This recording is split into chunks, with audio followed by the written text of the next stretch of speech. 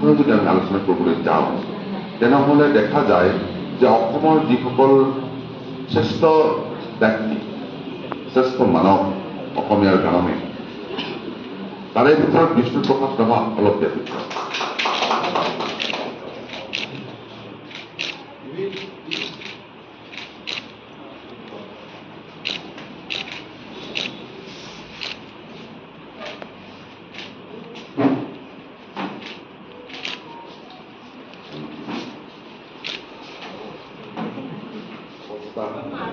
তাৰ ওপৰত বিভিন্নজনে বিভিন্ন চৰ্চা কৰিছে, বিভিন্নজনে বিভিন্ন গ্ৰন্থ অংকলন কৰিছে আৰু বিভিন্নজনে বিভিন্ন গ্ৰন্থ লিখি আমাক উপহাৰ দিছে।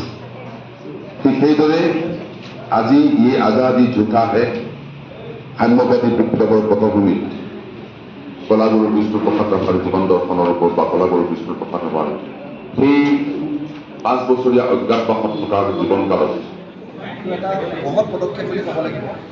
কাৰণ কলাগুৰু বিষ্ণু ৰাভাৰ যিখন সতীৰ্থ সংগ্ৰামী সতীৰ্থ বা বিপ্লৱৰ যি সতীৰ্থ, সেই সতীৰ্থসকলৰ লৈ এখন গ্ৰন্থ এতিয়ালৈকে প্ৰৱেশ হোৱা নাছিলে, সম্পাদনা হোৱা নাছিলে। আৰু তেখেতে অতি কষ্ট কৰি, যিটো গম পাইছোঁ অসমৰ গাঁৱে ভূঞে বা গুৱাহাটীৰ বিভিন্ন জেগাত তেওঁলোকৰ যিখিনি সতীৰ্থ লগ থকা মানুহখিনি লগ পায়, ইমান ডাঙৰ এটা প্ৰচেষ্টা গ্ৰহণ কৰিছে। আৰু ভাষা প্ৰকাশনৰ ফালৰ পৰা এটা সন্মিলিত প্ৰচেষ্টাৰে গ্ৰন্থবোৰ মুক্ত কৰিছে। দৰ্শক হৈছে, শ্ৰোতা হৈছে, তেওঁলোকৰ অনুৰাগী হৈছে। আৰু মই ভাবোঁ যে পুথিখনে অসমীয়া জনজীৱন বা অসমৰ সংগ্ৰামী সত্তাৰ যিখিনি মানুহে বিশ্বাস কৰা মানুহখিনিৰ কাৰণে এই পুথিখনে বিশেষ অৱদান যোগাব।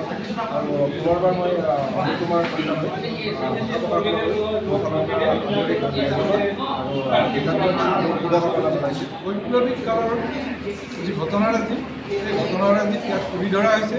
বিশেষকৈ বিষ্ণু ৰাভাৰ সহকৰ্মী আৰু তেওঁৰ যিবিলাক সহ বিপ্লৱী আছিল, তেওঁলোকৰ পৰিয়ালে এই সম্পৰ্কত লিখা মেলা কৰিছে।